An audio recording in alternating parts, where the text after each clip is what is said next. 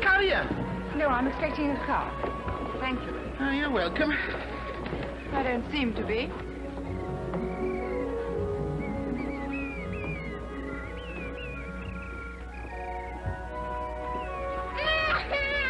What's it? No. What's the like of crying for? Get up, please. What do you mean? Who are you? Get up. Turn round a minute. You don't want this, do you? Anyway, it isn't yours. How disgusting. There you are, Mary, darling. The lady is quite finished with it.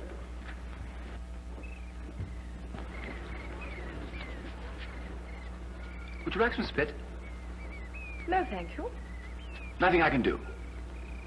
Well, you can take those to the end of the pier. What, all of them? Oh, never mind. Don't trouble. Paris, London. Paris, London. Paris, London. You've been to Paris? Yes. Doing what? Finishing school? Ah. Finished being finished? Yes. Good. Your penny, please. My what? Your penny landing fee. But I've landed. Oh, your penny, please.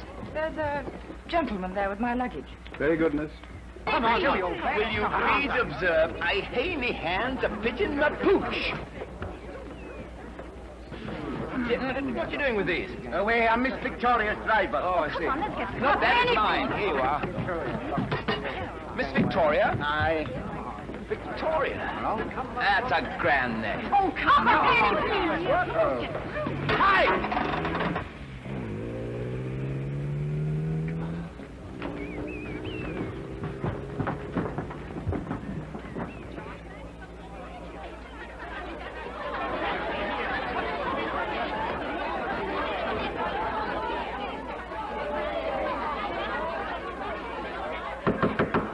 Honoria Hegarty, open in the name of the law.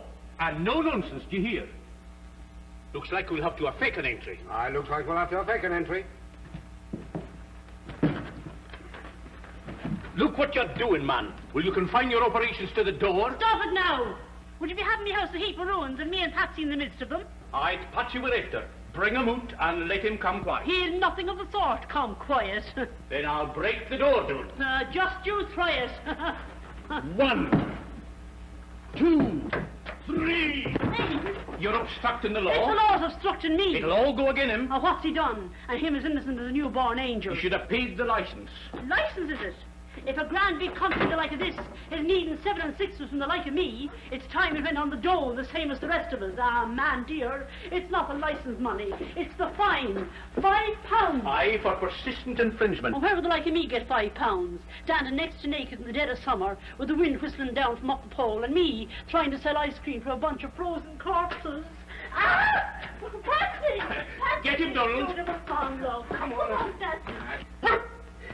Away out with him. Ah, the given death! Give me back me dog! Aye, come Give me on. back You me should have dog! been serious. You hold my You winner riffraff. Away with you to peace and glory out of this. You're a great lion, David Sergeant! Call it the territorial. Why did you not bring your gun? Stephen, that's what it is. It's massacre. I'll have the law on you, so I will. Patsy, me lovely Patsy.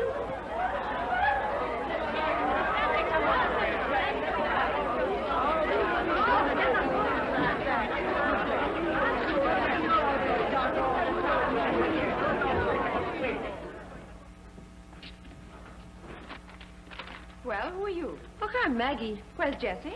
Oh, she left. You'll be Miss Victoria? Yes. I'm sorry, I can't help it.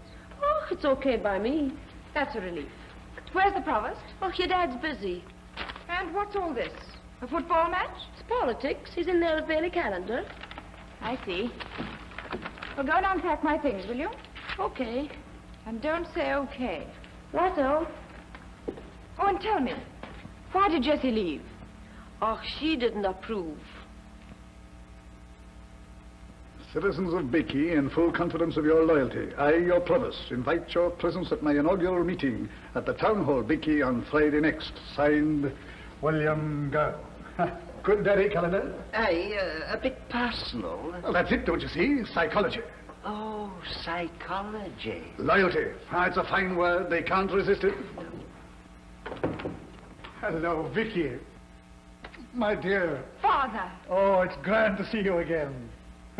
how are you, Bailey? None but you've turned into a great madam. Changed days since you fell into my pigsty. Yes, don't bother about pigsties now. We've got to get to that council meeting. Talking of meetings, you might have met me at the pier. Oh, I'm sorry about that, Vicky, but it was absolutely impossible. Your father's a busy man. There's great events portending. I'm standing for Parliament, Vicky. I know that. I've seen a few posters. But you don't know why I'm standing.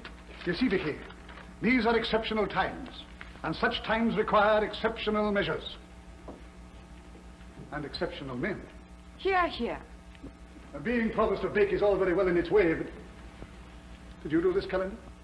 Yes. Well, I've done my best for the place, tried to keep it up to date. I've built them a new town hall, a new swimming pool, the most elaborate public conveniences, a curcile for the tourists. I hope you haven't spoiled Bakey, Father. They said in the advertiser that I'm the best administrator in the country. Oh, I'm sure you're a great success. I should be. I work hard enough. Tomorrow, I'm opening the Croy Cattle Show, and I've my big election meeting at night. And the day after, now this is strictly confidential, Vicky, Lord Skerriver is coming. Who's Lord Skerriver? Why, the leader of the party, of course. Oh. You'll note that he comes to see the Provost. The Provost doesn't go to see him. Well, he knows I have the Caledonia League behind me. And it's not Bakey or Scotland, but Scotsmen all over the Empire. Aye, it's a big thing, a grand big thing. There's no saying how big it may be. If I pull this off, the time may come when I shall be listened to by the whole world.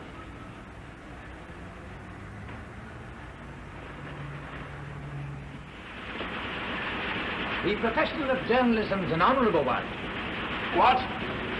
The profession of journalism's honourable. Oh, yes, Father. I've nothing to be ashamed of in the conduct of my paper. What? I've nothing to be ashamed of. Oh, good. Nothing sensational ever enters my columns. Why not? I said... Sit down. Yes. Oh, no, not there. Over there. Oh, Mr. Burton, you've joined the most widely read paper on the West Coast. I suppose people have nothing else to do. Will you have a cigarette, sister? No smoking in ours. Oh. Mr. Burton, a reporter on the Advertiser is a position of very great trust. Now, I'm away to Manchester tonight, but unfortunately my sub-editor's in bed. Oh, I'm sorry. What's the trouble? He's got lumbago. Oh. But the point is, I promised our Provost a page in tomorrow's issue, and you will have to take the interview and see it through the press. Now, can you do that, Burton? No smoking. Oh, yes, of course. Yes, what's the article about? Well, Provost Gow standing for the new party. What's new about it? For one thing, Scotland for the Scottish. Oh, does somebody else want it? That'll do, Burton. Mrs. Scarlett. Horace, we'll miss that train. Well, I'm waiting for you. Oh, Mr. Burton, my wife. How do you do? How do you do? Oh, well, you can't expect the Colonel's lady to know the sanitary man's mate. I beg your pardon. Oh, well, away over to the town hall. You'll just about get the Provost. Yes, sir. The town hall, that ghastly erection opposite, isn't it? I'll have you know the Provost built that. Oh. Oh, well, then I'll take another look at it. What a little brat. He's English, I think. Well, that's away. We'll miss the train. I'll look in on Willie and say goodbye. Oh, what for? With this lovely town hall.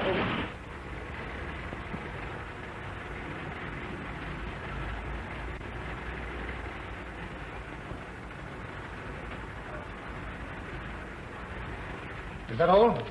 Yes, Provost. Well, that'll do then. You'll be coming into the meeting soon. Bailey Calendar's having a sore time in the chair. I'll be round in a minute. Now, clear up. Aye. Oh, Victoria, you'd better go out into the gallery to see the fun. Father, can I ask you something? Well, I'm rather busy. Why did you sack Jessie? Jessie, what? Oh, the parlour maid. She got a bit above herself, Vicky, and Lisbeth very kindly disposed of her for me. Lisbeth? Now, who's mentioning my name? Why, Victoria, I wouldn't have recognized you. How nice of you to look in and welcome me back. Yes. You've quite grown up, dear. Well, Willie, I just looked in to say goodbye. That was good of you, Elizabeth. Be back in time for the meeting. Oh, don't you worry. I couldn't do without you on the platform. No, I don't think you could. Well, I must dash now, or Horace will have the jitters. How is Horace? Oh, just his old self.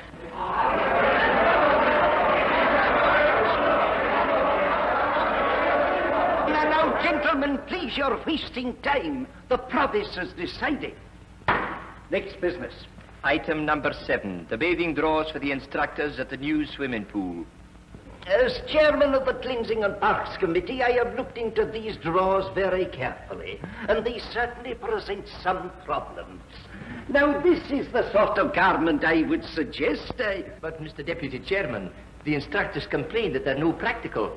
They cannot swim in them. So we're up against the old problem, whether we select the unskirted and elongated, or the skirted and abbreviated. In other words, either we decide upon an adequate drapery with limited mobility, or desirable mobility with an inadequate drapery. Neither, in my opinion, are really satisfactory. We have to satisfy the... I move that the bathing drawers lie on the table. Sit down. Next business. Item number 8, supply of new hose for the fire brigade. Hello. Hello. What are you doing here? Oh, just getting up to date. She won't get that way here. This is a very serious matter. Mr. Syme, that's got nothing to do with the question. I move that the whole matter be postponed for further investigation. But, Mr. Provost... Will you kindly resume your seat? Next business. Overbearing sort of bloke, isn't he? Who? The headmaster. Provost, with regard to my objection to that discourse... Don't bring that up again, please. You made a mistake. I don't think so. The trouble is, you don't think at all. Next business. She's not very careful. She's put in a corner and given 1,000 lines. Item here. I have an application from Ross, the stoker at the municipal laundry, asking for a rise of £0.5 a week. On what grounds? The same old grounds. His good ladies presented him with twins. In my view, if we grant this application, we're only asking for a 4th pair of twins. Serve him right if he had 4 pairs of twins. On second thoughts, thank the Lord he hasn't. Gentlemen, we've something more important to discuss than Mr. Ross's weekly milk bill. We'll hand the matter to the Ways and Means Committee. We will now discuss my scheme for publicising Bakey throughout the country as a tourist resort. You had copies of the detailed memorandum I've drawn up, and I'll assume that you've all taken the trouble to read it. Fellow gives me a pain in the neck. Oh, dear. Honoria, McKellar, where in heaven's name have you been? you can't come here. No, I can't do anything else. I can't sit here with my 2 hands folded in front of me like patience on a document. But they're about to adjourn. The provost will be coming. It's himself I'm after. Oh, he won't see you, Honoria. He won't avoid it. Well, there was one important item that was no on the agenda. We're wanting your authorization for the purchase of new nasturtium plants for the orphanage. What happened to the old ones? Why, the orphans ate the seeds. Oh, they did they? Aye. I'll look into that, Mr. Thompson. Thank you, Mr. One moment, Provost. Mr. Provost, Your Honour. You know all about me, same as I know all about you. It is myself, Honoria Hegarty. Yes, Not a word now. I know what you're going to say. Don't say it. It's all very fine and large, and it's the law, don't I know? And I know you can't make exceptions. They tell me all that at the office, and I know it's all in the book of words, but it's what I'm telling you, it is all nonsense. Will you kindly stop talking and get out of my way? Listen, Honoria. And what more should I be listening? And him to talk to me Well, about all what do you want? nonsense. Nothing. I was told I had to interview you. Oh, you're from the Advertiser. Do you mind coming home with me? Not at all. I'll wait till you attend to this lady. Your Honour, it's not myself I'm thinking of, it's Patsy. My little Patsy. He's the heart and soul out of me body, and I'm telling you no lie. If he goes, I go too, up to heaven among the blessed saints, and it'll be all your fault. If you annoy me any further, I'll have you locked up. Come along, Mr. Burden, but... Are you coming? Sure.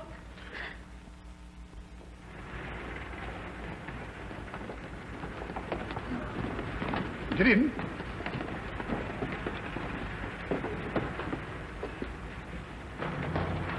Go on, then.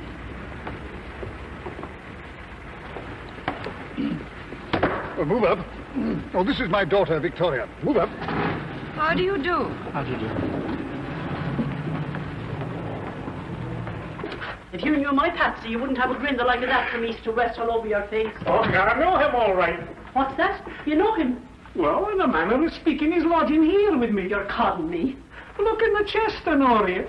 Patsy, me darling boy, the light of his mother's eyes. Oh, me beautiful Patsy, me lovely Patsy. And what in the name of the holy apostrophe is he doing here in your unclean apartment in a wooden box? They can't have him at the police station. You see, it's this way. The police sergeant's bull terrier bitch. Well, what is it, man? Speak out.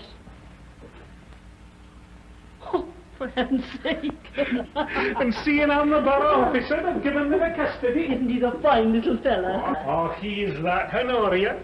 Me eats like a weak corner. He loves his bread and milk for breakfast. Oh, I made him a nice bowl of rice. He's treating you all right, darling. Well, I feel kind of funny with the wee brute. He makes a sort of condemned cell atmosphere about my lodgings. What's that? They're not going to. You don't mean... They can't.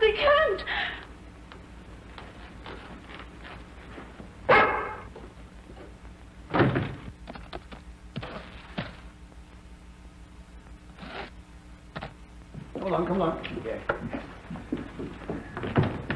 Sit down. Oh, thank you.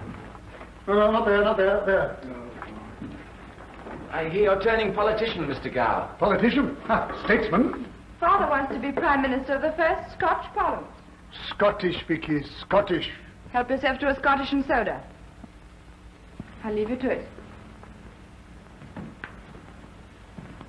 Hi, what's your name? You there? What? Oh, just a second, Mr. Gow. There's no call to be jumping about like a French poodle in this house. Sit down. Stagnation of public life. What was that? I'm dictating. Oh, I'm so sorry. Don't I take notes and then write it up for you? Write it up. Yeah, you, put it into English. You'll kindly put down exactly what I say. I'm away to the cattle show early in the morning, and I want a proof of the interview tonight. Yes, very good. Stagnation of public life. Wanted new men. Thomas Gow's plain words to the electors. During my term of office as Provost of Beakey, I have been instrumental in bringing about great changes in the borough. But there is one change that I shall never make. A change in the principles which guide me. No, of course not. Oh, you better come in here. The master's busy. But I know that. He's busy writing wrongs. Well, here's another for him. I advise you to scram. All right, Maggie. Oh, God bless you, ma'am. May the devil look past you and look straight into your eyes. Oh, ma'am, dear, it's his honour I'm seeking. Well, I'm afraid he's giving an interview. Oh, the poor soul. And I am deeply concerned with the well-being of every individual in the community. But, ma'am, it can't wait. It's a matter of life and death. It's about my little Patsy. Why, what's the little boy done? Oh, Your Honour, it's about my Patsy. How dare you burst in here? Father, First or not, I've got to do what I've got to do. I'll do it somewhere else. I think some little boy of hers has gotten into a scrape. I warned you at the town hall. But she said it's very urgent. And now you have the insolence to come cantering into my private house. I think if we got the little chap here and talked to If him. you talk to him, ma'am, he'll bark at you. Bark at us? Victoria, are you mad? Show her out of here at once. And understand, Mrs. Hegarty, the case of your dog is finished once and for all. Dog? But you told me it was about your little son. Now, I ask you, did I ever tell you anything of the kind? Not but what he's like a son to me. And now they're going to kill him. What rubbish. Who's going to kill a little dog? The corporation and the polis and the provost. Father! Father! Is this true about Mrs. Hegarty's little dog? She's persistently defied the law in the matter of the dog tax. But, Father... She's been warned time and time again. But if it's only 7 and 6pence... She's been fined and she won't pay that. But if it's only 7 and 6pence, surely... The court passed judgment, and quite rightly. The town is full of dirty little mongrel dogs. The state of the pavement. How much does she owe? £5 in the tax. Well, surely they can make an exception. No. On va payer pour elle. Mais non. Quoi pas? Il s'agit d'un principle. Jamais d'un principe, toujours d'un homme. Here. If you're so keen on dogs, save up and get a new one. A new dog. And next time, pay the tax. Vicky, put her out.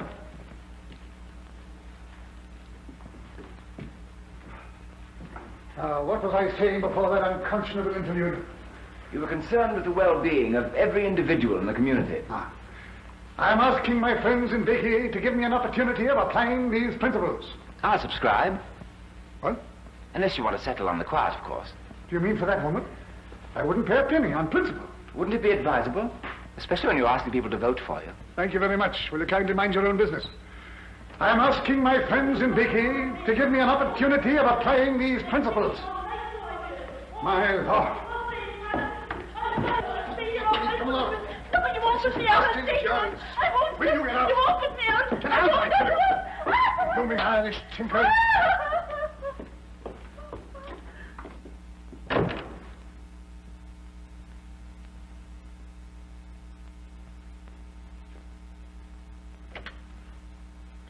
Get inside. Now, where was I? Applying these principles. Ah, yes, in a wider field. It is the realization that each unit in the state is a living, breathing soul. Will you get on? Living, breathing soul. Each with his own intense perception of his own rights and his own wrongs. A leader must have that strange sixth sense which enables him to see into the hearts of his people.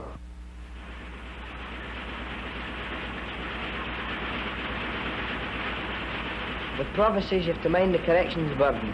Mr. Burden. Ach, away. Talk away yourself. To bed. Go on.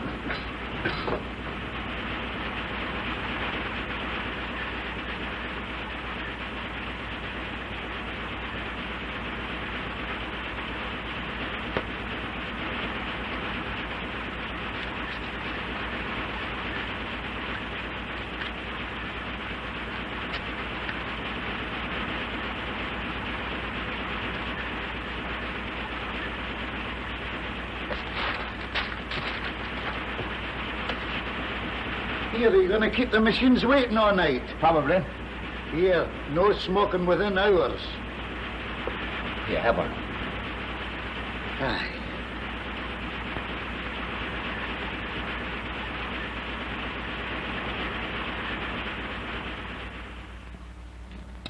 Oatmeal. The food of horses in England and men in Scotland. And where, sir, can you find such horses or such men? Mister. Sir, to you. Here, have some porridge. Ach, away. Did you write that? Listen, I've took a kind of liking to you, and I'm telling you, seeing you're new at the game, and I'm an old hand. Do you like these?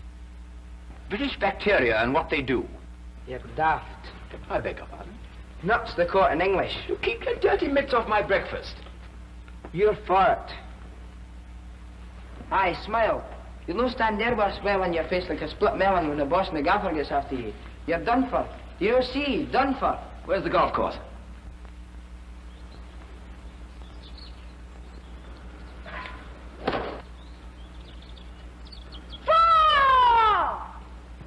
Oh! Yeah, what the? Who? I'm awfully sorry. Oh, it's you. It's quite all right. You're a little bit late with your four. Well, you were a bit early with your aft. Donald, please. Well, anyway, why aren't you working? Donald and I are taking the morning off. Would you care to join us? Yes, I'd love to. I'm afraid I've lost my ball. Yes, you do seem to be lying pretty badly. Not lying too well yourself. Oh, well, let's put two more down. Yes. Come on, Donald, bring the cup. Do show me the way. Right. Hand me your mashie. And the ball. Your game was bad enough when you were by yourself. What'll it be now?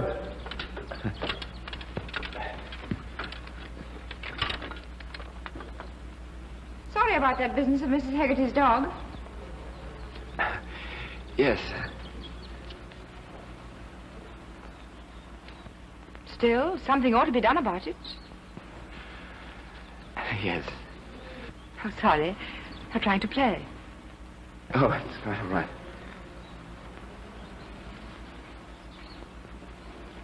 Did the provost go to Croy this morning? Yes, early. Why? Oh, nothing?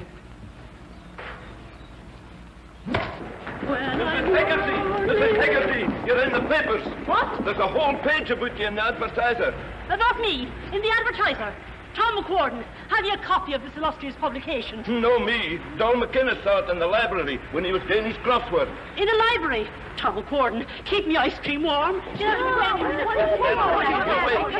you see it. The front columns are, but...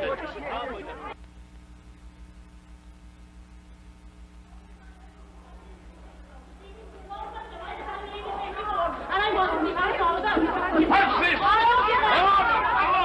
Order! You keep quiet. No. Oh!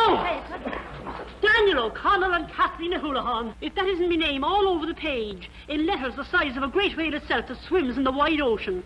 Scandalous incident over a dog. Will you listen to this now? It's high time our local bumbles learn to administer the law with decency. What's the bumbles at all? It was beneath the province's dignity to set her mind at rest. It wasn't beneath his dignity to kick her out of doors. He took his boot to her, and her a complete stranger. Isn't that not awful? Tonight this dull bully is holding a political meeting to make a grand parade of his principles. They're not good enough for us, and neither is he.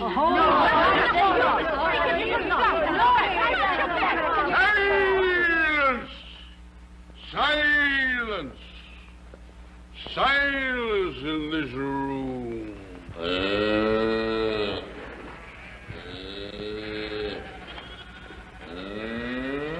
Congratulations. A magnificent fellow. If we could only apply the knowledge and energy that has gone to the breeding of that animal, to the improvement of the human stock, we could have something like that in 3 generations.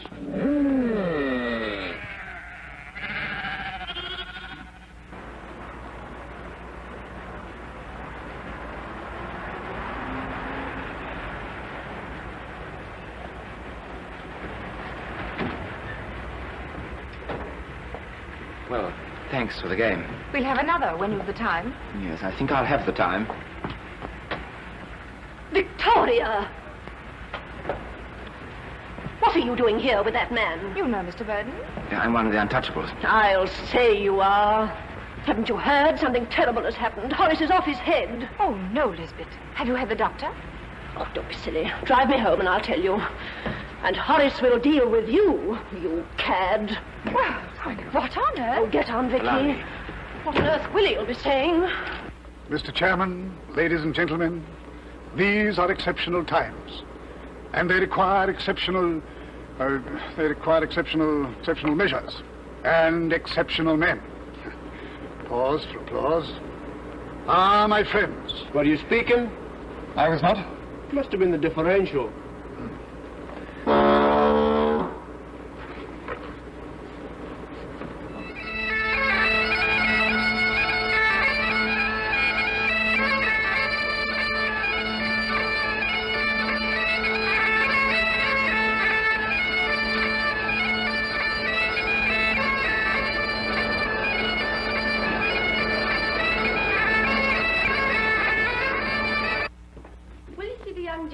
Yesterday. What young gent? Him from the newspaper. Tell him he can't come in. Righto. And don't say righto. Okay. He's in. How dare you come and see me? I haven't. I came to see the provost. Well, he's not back. He'll go straight to the hall. Oh, I just want to give him an explanation. I suppose you mean an apology. No, an explanation. Oh, I better go. It can't be very pleasant for you to see me. I suppose you know what you've done. You've slandered a fine, honorable man. It's despicable. What harm has my father ever done to you? To me? No harm. Then why do you stab him in the back like this? Why did you do it? Oh, it's hard to explain. No decent action is ever hard to explain. Oh, perhaps not. You don't mean that idiotic business about that dog? You think it's idiotic? Well, it's so small. Impression's never small. Well, no, of course, but it doesn't make sense. You lose your job, you'll never get another one, and all because you got sentimental about a silly old woman and her mongrel dog. So did you? You stuck up for her. Well, I tried to clear up after the provost had asserted his authority. That's what women are for. Oh, that's what women are for, are they?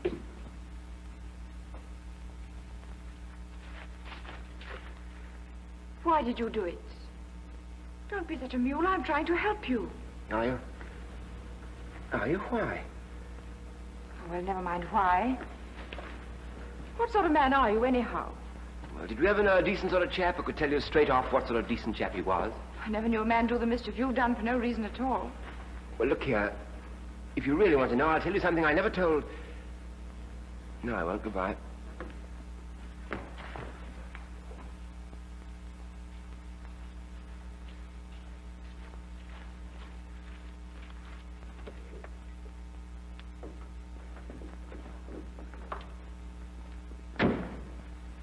Tell me. Well, when I was a kid, I lived at the foot of a steep hill. Carts used to go up the hill with heavy loads. Sometimes the horses couldn't take the loads and the carters used to hit them. On their flanks, on their bellies, on their eyes and nostrils. And one day I couldn't stick it any longer. I was terrified out of my life. I went for one of the carters. He just put the flat of his hand against my face and sent me spinning into the gutter. So I said to myself, when you grow up, you will hit out. Every time, no matter what it costs. And you've done that? Yes. Get in.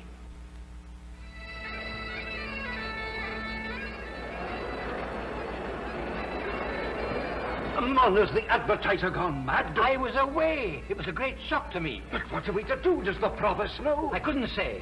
But it's awful, awful. Oh, Horace, I want to talk to you. Willie's not here yet. He won't think I had anything to do with it. Oh, don't be stupid. Oh, I wonder if he's seen it. Well, if he hasn't, we daren't tell him now, not before his speech. Here he is.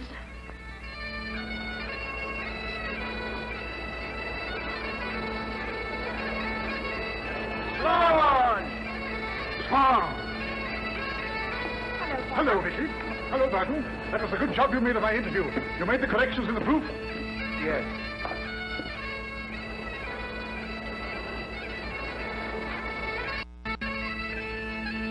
Hello, Lindy. Hello, Calendar. A great night, eh? Hello, Horace.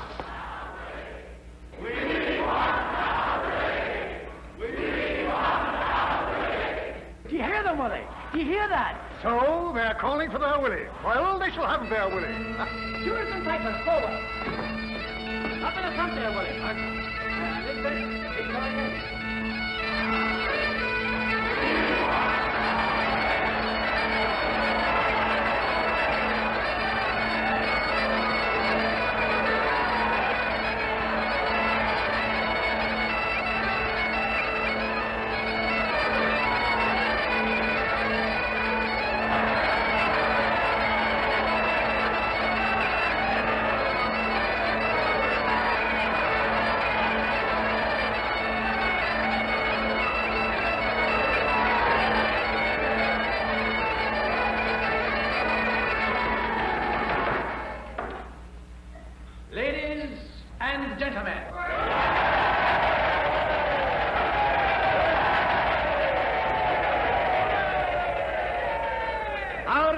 Tonight needs very little introduction from me. There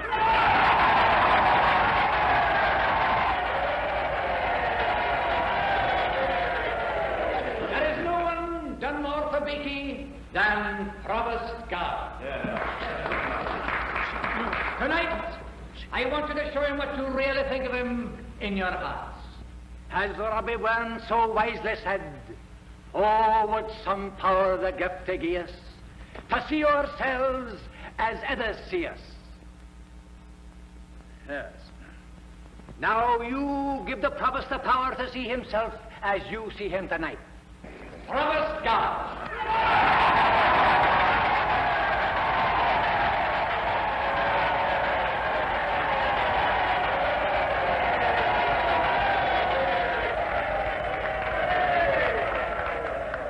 Mr. Chairman, ladies and gentlemen, I think I may call you my friends. I'm sure I may call you my friends. For what is friendship but the will to do and the power to do the best a man can for those with whom he is associated? It is a sacred bond, A beautiful relationship. What's the matter with him, Scary? A secret bond, a beautiful relationship. We live, my friends, in exceptional times. And such times require exceptional measures. Ah, my friends.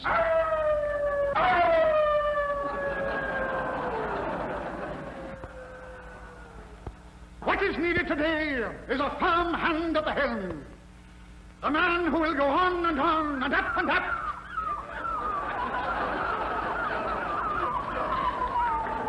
On and on and up and up. Always keeping before him the best interests of the whole community. It will be the duty of such a man to protect the oppressed.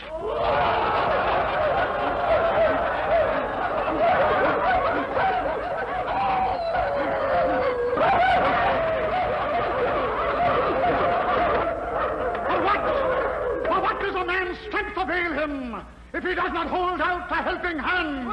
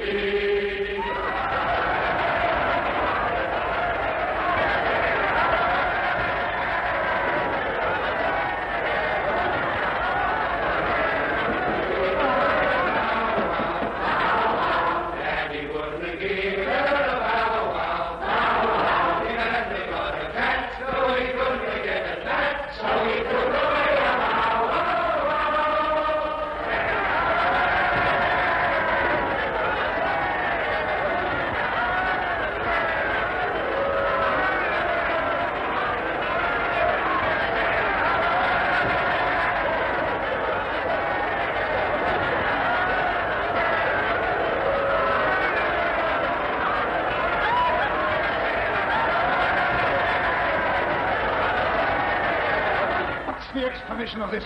Well, I never saw the like in 40 years of Scotch politics. Scottish, man, Scottish. Who wrote this filth? I'm afraid I did. You did? Yes, he did. You treacherous little sneak, you dirty rat. Oh, Father, don't. What's the use? You keep out of this. Listen, Mr. Gow. You sniveling little thug. You see, Victoria, it's no use. Don't you dare to address my daughter. What, do you won't listen to me? Listen to you, you putrid little hack-writer. Shut up. What did you say? I said shut up. Oh, Father, do stop. Victoria, I think you're the limit. Go on, Willie. Give the little bounder the hiding he deserves. Yes, by gad. I tell you what I'll do to you, Be careful, damn you. I'm rather good at this. Mr. Provost! Oh, Mr. Provost! The sergeant says, will you leave the building? Now, what do you mean? Of course I'll leave the building. Aye, but the sergeant says, will you go out for the back way? The back way? What for? The rowdies are getting out of hand.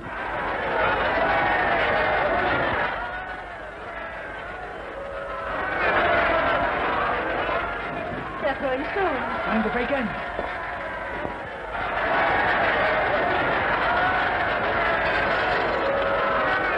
I'll show the rabble what I think of them. Willie, what are you going to do? I'll show them who's provost. Now, Willie. I can't carry on like a lot of hooligans in my town. Provost. Father, don't you get hurt. I'll deal with you in the morning. And that goes to me. But the sergeant said... Oh, shut up. Victoria. What as fair as this, anyway?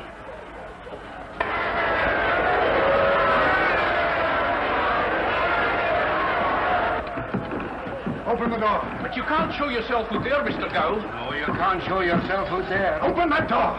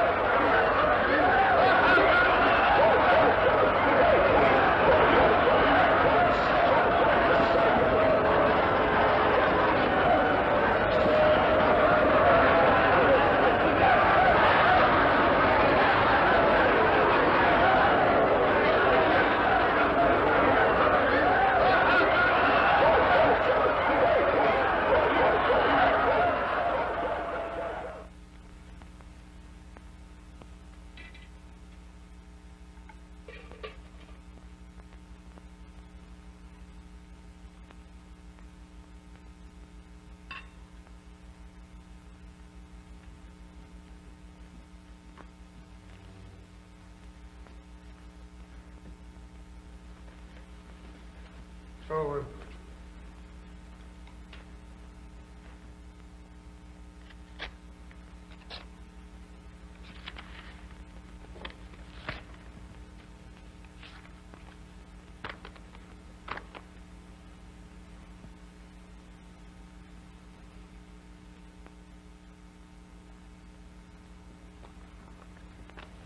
Father, about last night. If there's one thing that I can't tolerate, it's disloyalty. Not content with playing golf with a fellow. Who told you about that? Elizabeth, I suppose. Oh, she does know what loyalty is. Well, after all, it was before I knew about the article. It was after you knew that you brought him onto the platform. Well, how was I to know that people were going to jeer at you? Don't exaggerate, Vicky, please. And it wasn't the people. It was a put-up job organized by that unprincipled little skunk. More coffee, please. Mr. Burden had nothing to do with it. Oh, he hadn't. Need nothing to do with the article, I suppose. I know. But I discussed the whole thing with him. You discussed it with him? Yes. This morning he writes to say that... Oh, he writes. How nice. Well, anyway, if you'd done the right thing, you would have paid the fine yourself. It's all rather trivial. Trivial? Look at this. In the Scottish edition of a London newspaper. Good heavens. Willie, have you seen this? Scottish candidate barked down. Do they think that's funny? What's going to happen at the dinner tonight? Lord Skerrival, the party. Something's got to be done and done quickly. Horace is taking Burden round to your office. Good. I'll break that fellow. You'd better be careful. I don't think you know Mr. Burden. Now, Mr. Burden, I'm going to ask you a few questions, and I'll advise you to stick to the truth. Where are we? Berlin, Moscow, or where? You'll find out where you are soon enough. Oh, I'm Nordic, if that's what's worrying you. That's enough. That'll do. Be quiet, you little cad.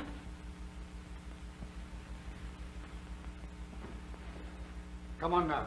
How much did they pay you? Or was it a fat job? It's blackmail. What are you talking about? You needn't act the innocent.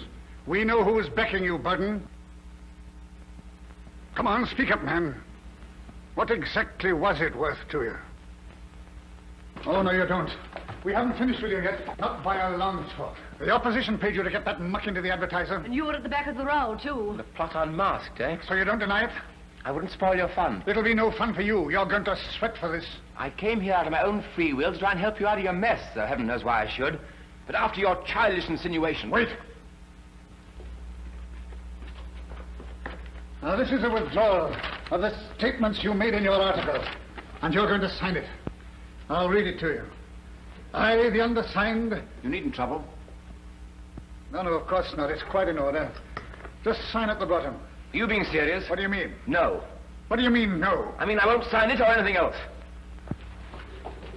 You won't sign it? No, I darn well won't. You mean you refuse? That is what I'm trying to convey. But why not? Because every word that I wrote was true. Do you know what they let you in for? No, I don't care. You can consider yourself sacked. I considered myself that yesterday. You won't find another job. We'll see to that. I'm sure you will. I suppose you know this means an action for slander. Aye, slander. And not only civil action, sir, but criminal proceedings. And 10 years penal servitude and 20 strokes of the cat 3 times a day after food. I don't care.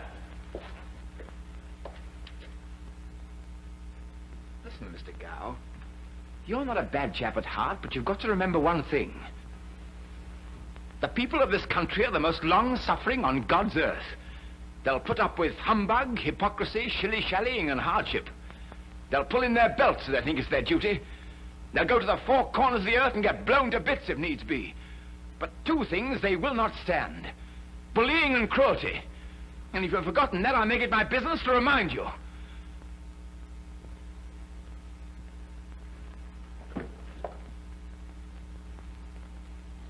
I told you to be careful. And what's more, I think he's quite right. Oh.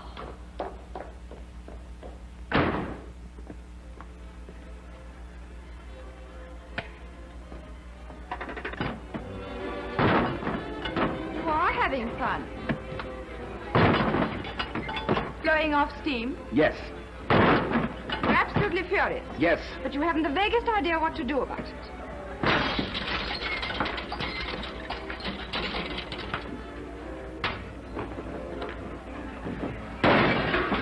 Breaking china, isn't it? I wish it was his neck. Father? Yes. Aren't you being a little childish? Allow me. Thank you.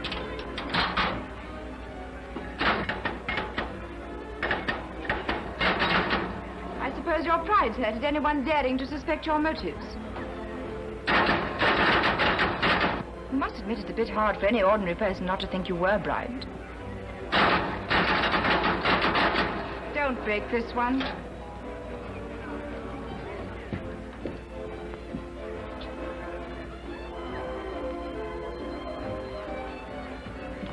Oh, allow me.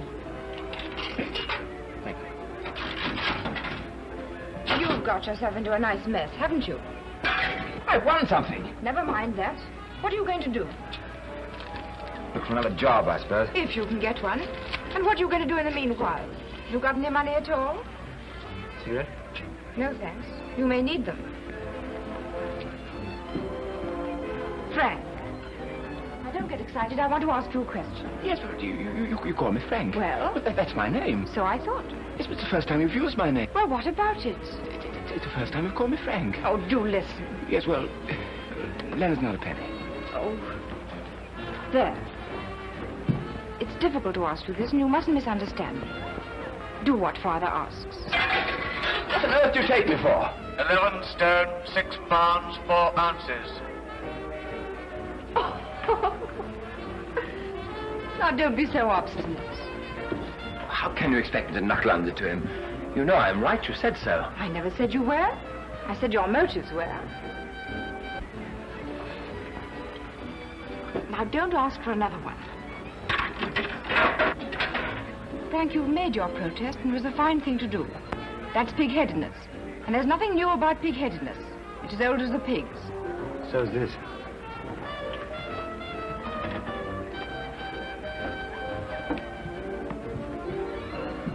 Frank, be generous. Generous? You dealt Father a pretty hard knock, you know. You made him ridiculous, which was the worst thing you could do. Why not call it a day? What about Patsy? Well, put it this way. If he behaves decently to Mrs. Hegarty, you'll sign the withdrawal. Supposing you won't? He will. He may break his word. Then we'll both tell the world what we think of him. Both? And you're in this with me? It's a deal. It's what I'm telling you. It's stamping me face in the dust they are when it was rising to the stars, with the people buzzing around like there was bees around the honeysuckle, and me selling ice creams as if they were hot dogs. Give me me shawl. I'm making enough money to pay me fine and get Patsy back, so I will. Oh, Mr. Burden, Your Honour. They're after arresting me goods and chattels. What's happening, McKellar? They're seizing our goods for debt. Who are? The authorities. Oh, this is fantastic. Oh, it is that. And they're doing in the wee dog tonight.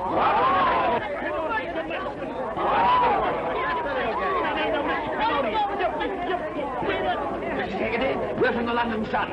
Are you a reporter? Yes. Come with me. I'll give you the biggest scoop you ever had in your life. You better come, Mrs. Hegarty, too, and Mr. Burden, Your Honour, don't be doing any more good for me. I've lost Patsy, I've lost me Bala. There's a devil much more I can lose. Get out of me way. Get after her, quick.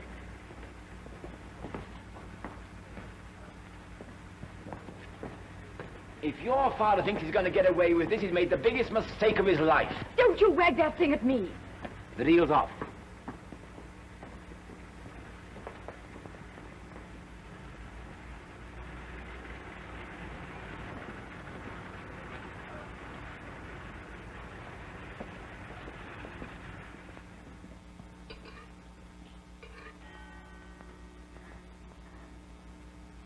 The condemned man ate a hearty meal.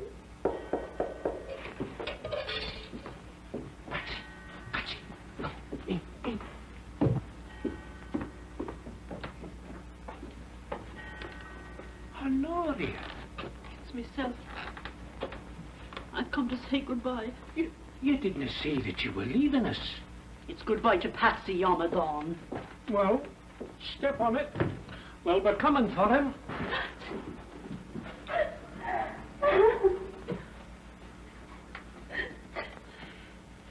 Don't take on, Honoria. It cannot be helped.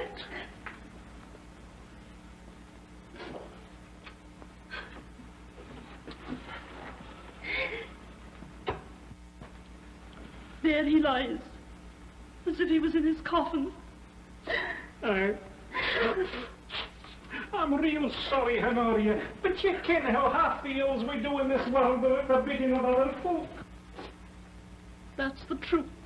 Aye. What do you say to a wee drink? Come on, they're open. No, Honoria. In return for your kindness. And leave Patsy? Ah, he'll be all right. You can lock the door. Nobody'll know. We'll drink to his dear departing spirit. Sure, it's only common humanity. Well, I'll get my keys.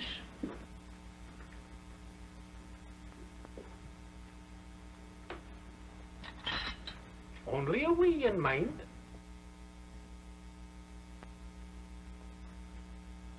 Mind this, Honoria.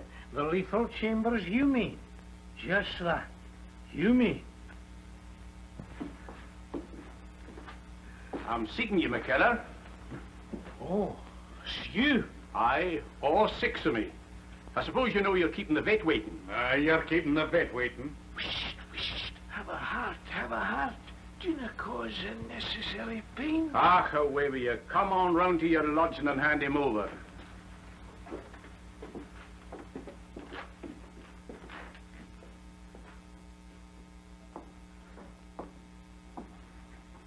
Is he all right, Your Honour?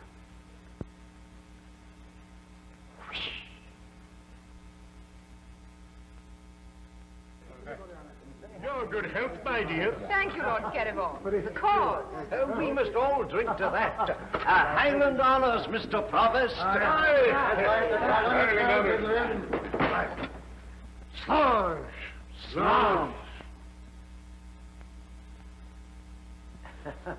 Yes, dear. Where's Legend? Very nice time. Yes, very good indeed. Very nice. I think they've all enjoyed themselves. Allow me. I don't be too long with the port, Lord Kerrivan. No, I won't.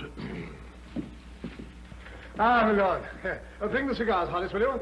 Come over here, my lord. Come over here and finish your port in comfort, will you? Thank you. Cigar, my lord. Thank you. Cigar. Thank you, Hollis.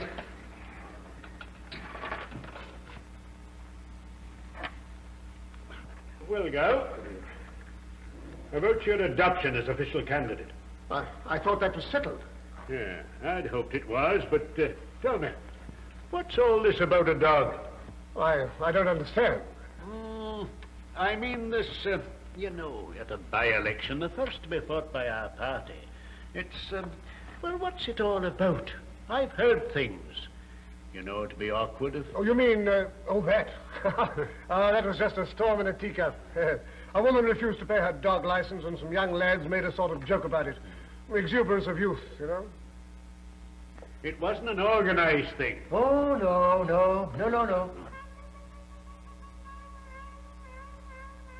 The papers made out there was a bit of a riot. Riot? Oh, that wasn't a riot, was it, Harry? Oh, no. Just fun and games. Might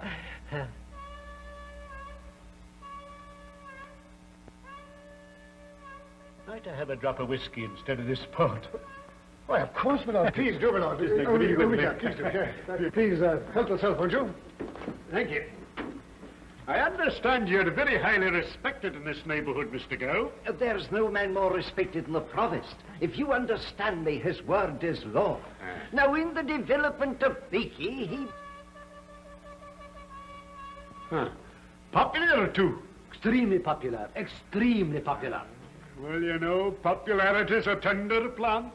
The tactless handling of a situation might be the end of us. But I've told your lordship the whole childish affair is finished and done with.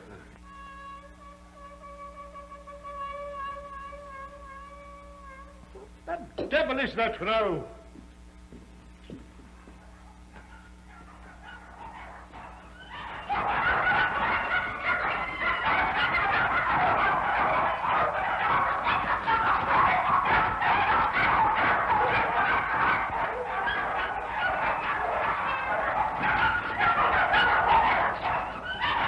What's the meaning of this tomfoolery? Well, really, my lord, Willie, Horace, Father, what is it? Hold that, please. you. Thank you. What's all this? What's that photographer doing here? Mr. Provost! Mr. Provost! Oh, Mr. Provost! He's gone! He's gone! Who's gone? Patsy, Mr. Provost. And who is Patsy? Mrs. Haggerty's lord, your dogship. Home in a teacup, eh? Exuberance of youth, eh? Popular, eh? Call my card.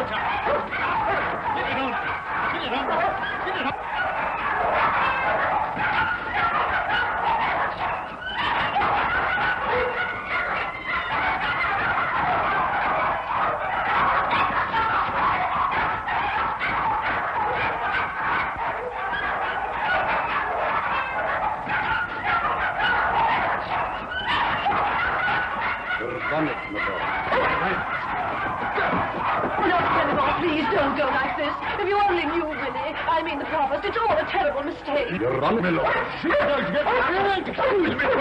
No. Oh, Horace, what a tragedy. Oh, don't be stupid. Come on.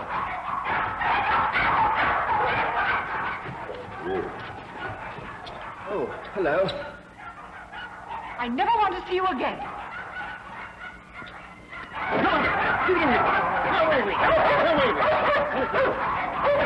Call them off, boys. Back them up, boys.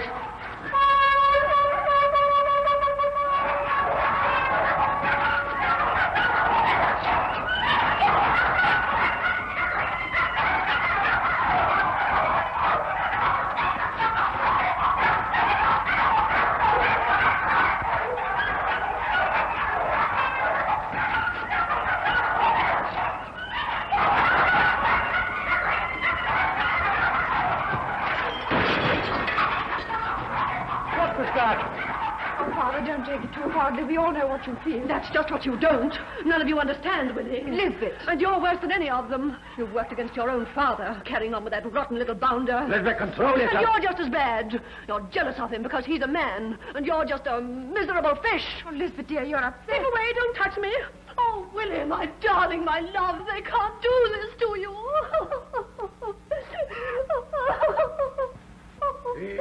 Here. What does that mean? It means that I'm not wanted in this house.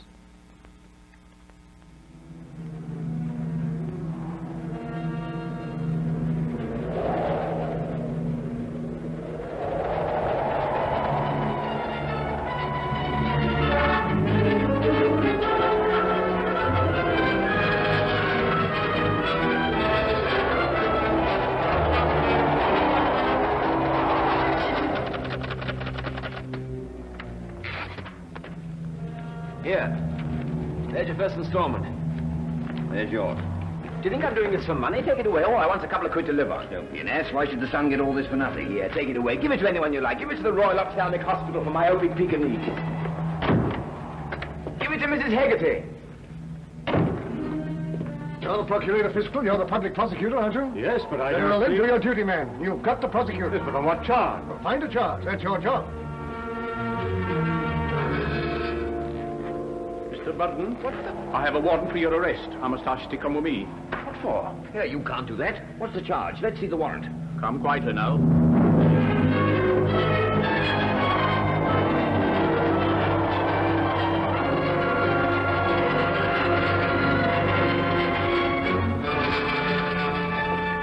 Hello, Burden. Your troubles are over. This is Miss Watkins of the Federation of Friends of the Feathered Four-Footed and Furry, you know.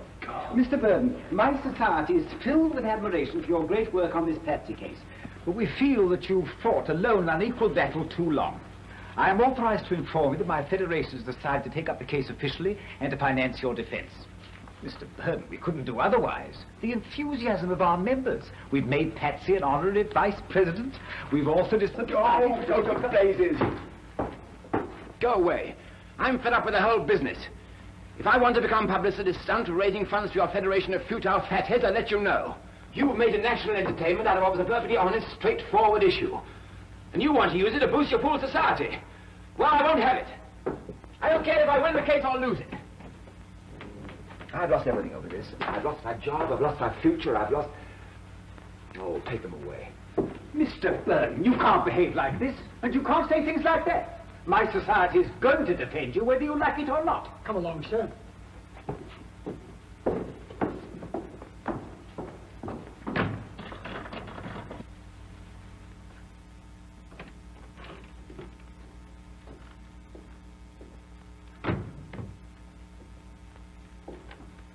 It's downright incontinental, so it is.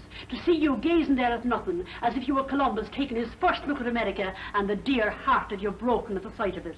Come on, man dear. Don't be refusing the help of others when the sorrow's on you. And stand up for yourself to his honour the sheriff, the way you stand up for others, the widow and the orphan, the poor and the needless. Listen.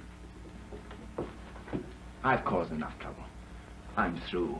I don't care what they do. I don't want to win the case.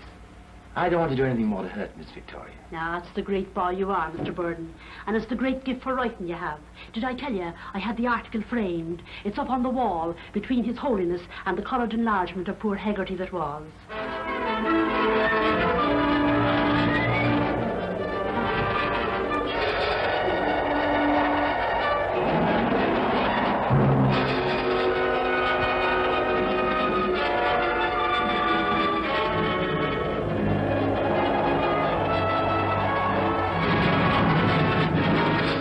Cruel shame, that's what it is. Fair makes me boil over. Such a sweet little doggy, my dear. Yes, I know what I'd do with that promise of Bakey. Doing a thing like that to a dog. Bad show. And shall for Patsy die.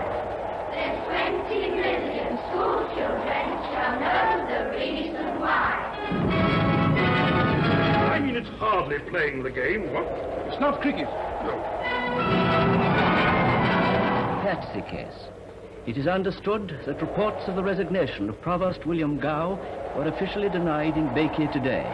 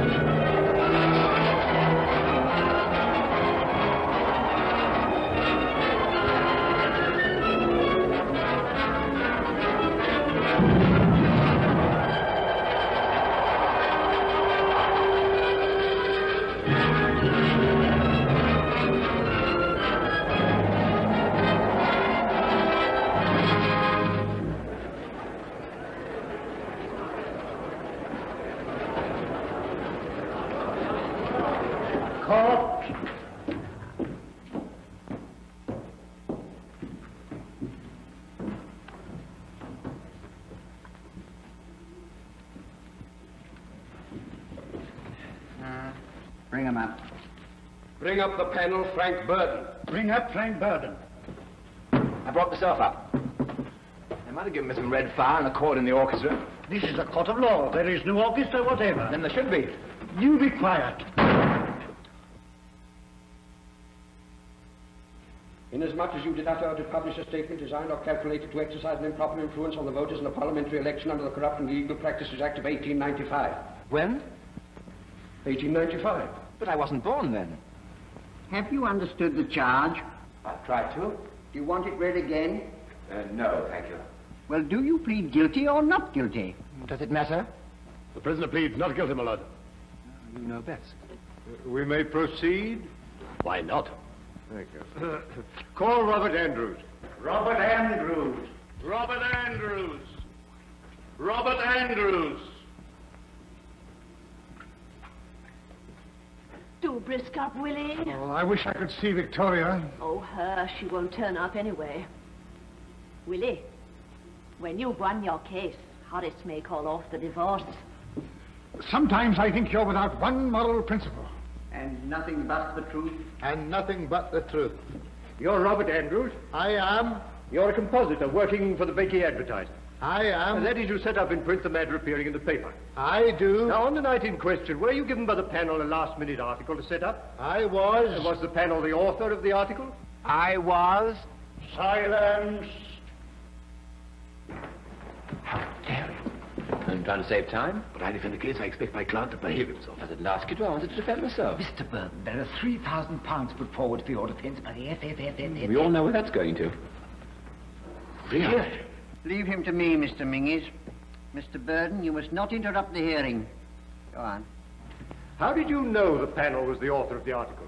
It was his English hand of writing. What do you mean by that? Illiterate, you'll understand.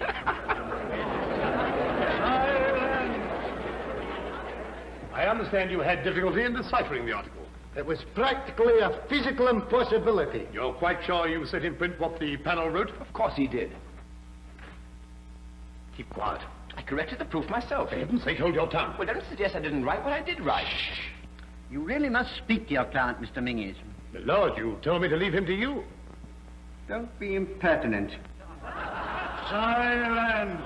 The next person to laugh will be turned out of this court.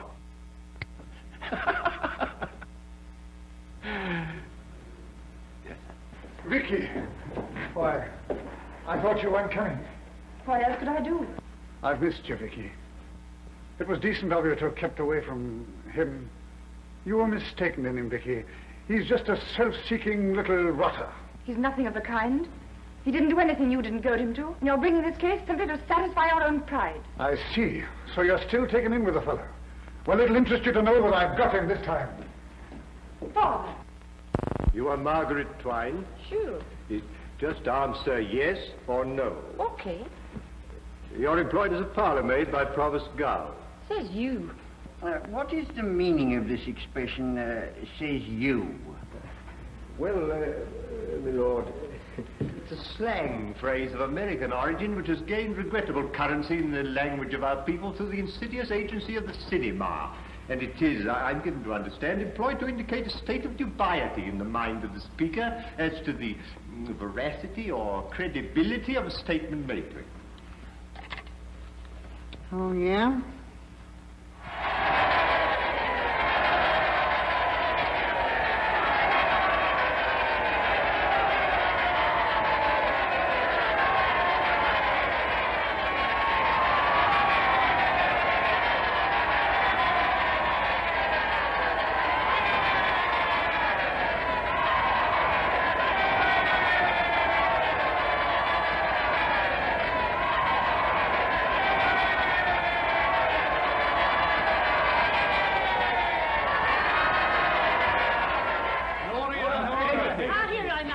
Don't be raising the roof. The court's waiting. Where on earth have you been? Sure, I had to take my Patsy out of a nursing home. The publicity got on the nerves of him, and he's had to have a rest cure. You're lucky not to get 6 months for contempt of court. Well, I don't know about the 6 months, but I've got the contempt all right. That I will tell the truth? Tell the truth. The whole truth? The whole truth. And nothing but the truth? Nothing but the truth. Thank you. Thank you. Your name, I believe, is Honoria Gaken. Or Hegarty. Ah, make up your mind, man, which it is. Hegarty it is. Yes. Now, on the evening under discussion, you paid a visit to Mr. Gow's house, Clydeview, McCullum Road. I did it all. You've cause to remember that evening. Cause, is it? And the foot of me back hitting every step. And I was a great large bruise, the colour of a rainbow in the sky. It's not faded away yet. Look, if you could only see it. Yes, well, never mind about that. Oh, it's easy for you to talk. Couldn't I get in, please? Was you involved in the case? Yes, but I... Nay, I'll hate to wait till I ball you out. And now we come to the evening of the canine demonstration at Mr. Gow's house. Now tell me, on that day, did the accused express animus against the provost? Sure, all the animals in the length and breadth of the land is against the provost. No, thank you, that will do. Mr. Mingies, do you wish to question the witness? Certainly not, my lord. Indeed, I've been waiting with all the patience I can muster to hear why the Crown has called this rather irrelevant lady. Oh, Patsy! Did you hear what he called me? Yes, you must stand down. God bless your honour, and her ladyship, if so be there's such a lucky woman as to be wed to your holiness. Michael Cassidy. From his rub to his shoulders, he's a tasty sheepdog, but he's got the muzzle of a setter and the ears of a cocker spaniel. And he's a wise look on him like an Irish terrier. And he's a soldier-like tail like a Pomeranian. And he's got the sad, noble eyes of a poodle. In fact, he's not so much dog as an epitome of all the dogs that ever ran round this world on four legs. Yes, but what's he worth? 6 and 8pence. My lord, what has this to do with the case? I'm establishing motive by a process of elimination. Must you eliminate the entire population of the British Islands and the Irish Free State? My lord, I object to this witness. I don't. What did you say? I said I'd no objection. Are you going to keep quiet? Fairly, not altogether. I'll abandon the case. Good. Really? My lord. Now, Mr. Burden, you mustn't speak like that, you know. I realize you're a very young man, and indeed I sometimes fail to fathom the younger generation. They seem to have no balance, no stability. What with swing music, automatic gambling machines, and the encouragement given to idleness and loose living by the British Broadcasting Corporation. What are you laughing at, Mr. Mingies? Was I laughing, my lord? You made a sort of gesture with your features that I've always taken as an expression of amusement. I'm unaware of anything amusing in what I am saying. I hardly fancied you were, my lord. Then perhaps you'll refrain from cachinnating until you find yourself in a more suitable place for that exercise. With all respect, your lordship misapprehended the exact nature of the gesture to which your lordship was pleased to refer. As a matter of fact, I was stifling a very insistent yawn. Indeed, Mr. Mingies? Perhaps your lordship will now revise your pronouncement as to the suitable place for that exercise. If you wish me, Mr. Mingies, to recount the uses for which this place is suitable, I'm quite prepared to do so. For one thing, it is suitable for the exercise of your undoubted talents as defending counsel.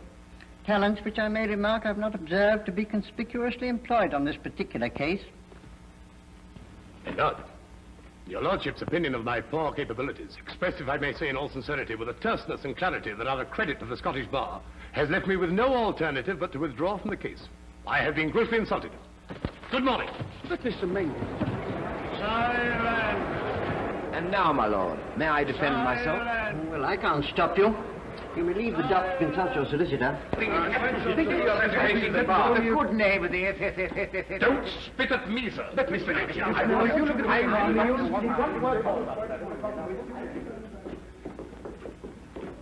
What's happened? Willie, Burden's defending himself. What? They've adjourned while the little fool consults his solicitor. I'm delighted to hear it.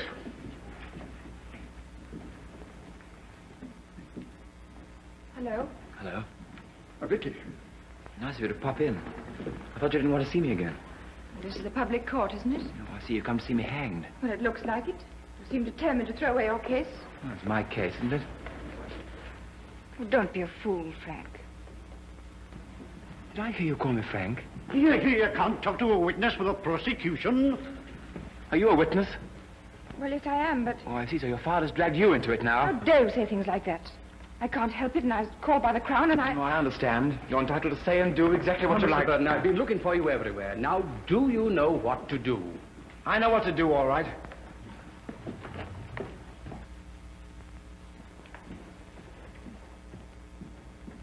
Father, I beg of you, don't go on with this case. Well, of course I shall go on with it. At least I won't. It isn't my case. But the Crown will. The court sensation. The law has been set in motion, and the law must operate. I intend to be vindicated. Oh, but Father, you must listen to me. Don't take any notice of her, Willie. William Gow. William Gow.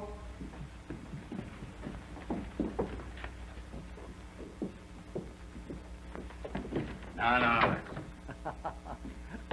Oh, Mr. Skirving, can you help me? I must get into the court and they won't let me in because I'm a witness. Oh, I see.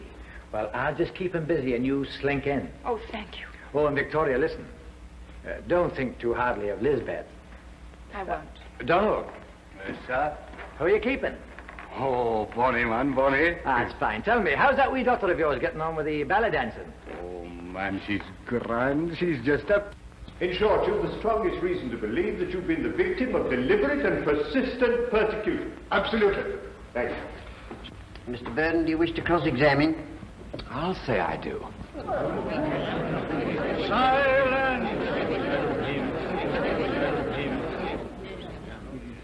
Now, Mr. Gow, when did this so-called persecution start? The night you organized a pack of hooligans to break up my meeting. Oh, no, before that. What about my article? Wasn't that part of the persecution? Certainly it was. Then I'll ask you again. When did the persecution start? I suppose you want me to say when Mrs. Hegarty came to my house. Exactly. She came to you very distressed. No doubt. But she didn't take her grievance to the proper quarter. Didn't she? Weren't you the provost, the father of his people? Yes. But if I happen to be distressed by a burst pipe, shall we say, I don't take my distress to the Prime Minister. I get a plumber, in a manner of speaking, my lord. Well, in a manner of speaking, sir, Mrs. Hegarty probably thought you were the plumber. Mr. Burden. Silence! So you were surprised the day after Mrs. Hegarty's visit when your meeting refused to listen to you? Nothing surprises me in Beaky. Oh, then it didn't surprise you they should take a strong line with a canting humbug who... My lord, I object. Mr. Burden, I ought perhaps to warn you that this sort of thing is impressing me very unfavourably. Very unfavourably indeed. Go on. So you vented your annoyance on a poor woman and her dog. You took her barrow. I did nothing of the sort. As for being a poor woman... You took her barrow. Well, she seems to have done very well out of it. Very insolent of her, Mr. Gow.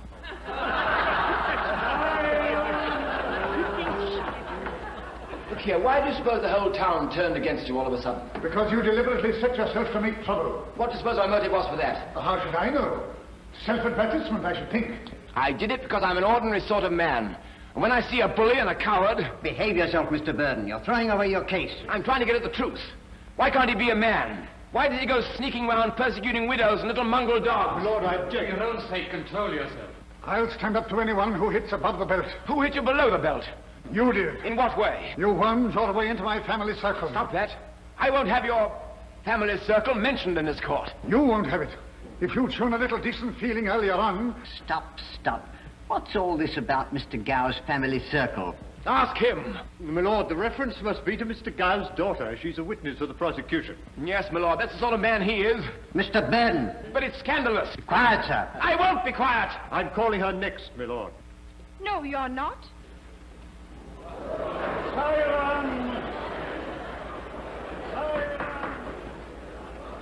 Come out here, you.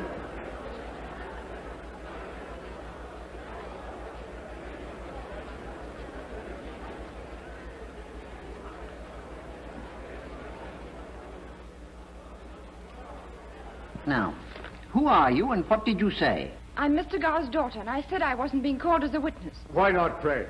Because I can't give evidence. Oh, yes, you can. We'll see about that. Oh, but I can't. And why not? Because the accused and I are husband and wife.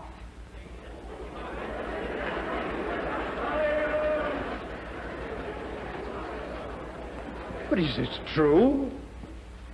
Yes.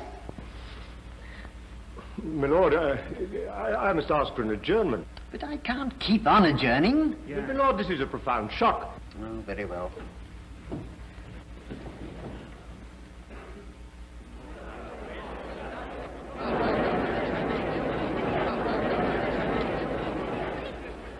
Wisht. They're married. Hey, and a wife can't give evidence against her husband. That's the law.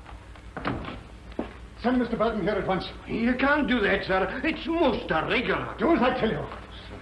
Oh, Vicky. I tell you what, Willie. Oh, don't start yammering at me. You've done a nice thing. Well, I asked you not to go on with the case. Why didn't you tell me? I can't have a son-in-law serving 6 months. You sent for me?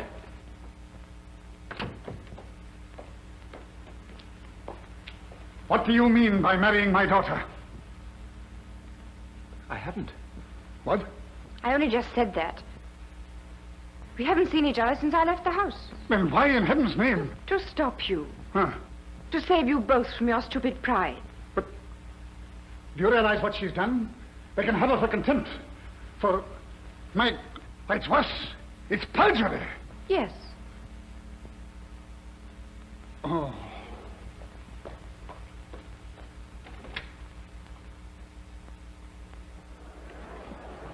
Stop the case. What? But I can't stop the case, and I won't stop the case. Willie! You've insufficient evidence. Oh, very well. I'll put you back in the box. Willie! No, you won't. Oh, you can't make a fool of the crowd. You can't force me. And you can't bully me. You'll go back in that box. Go along, guy. Very well. Willie! Oh, go to blazes, woman. Horace, he called me a woman. All right, my dear.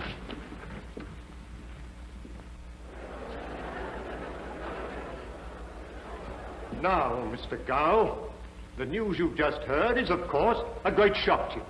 No. But do you mean to tell the court that you condone this maneuver on the part of the panel? Yes.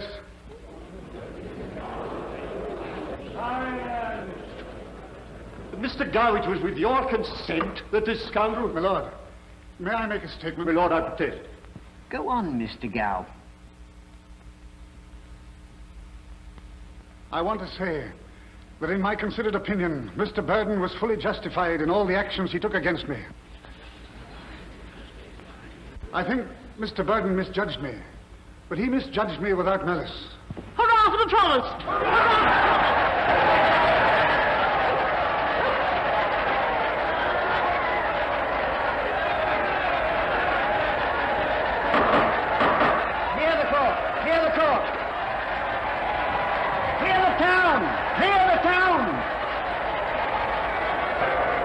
I hadn't fully realized that a public man is apt to get above himself. I'm grateful to Mr. Burden for bringing me back to earth. In regard to Mrs. Hegarty and her dog Patsy, I forgot to apply one of the great principles of my life. It is this. It is only the realization, the sympathetic realization, the deeply sympathetic realization that each unit in the state is a living, breathing soul, each with his own aspirations, each with his own peculiarly intense perception of his own rights and his own wrongs. A leader must have that strange sixth sense that enables him to see into the hearts of his people, to feel in his own flesh and in his own blood the wounds and distresses they suffer. To a leader, even the least of his enemies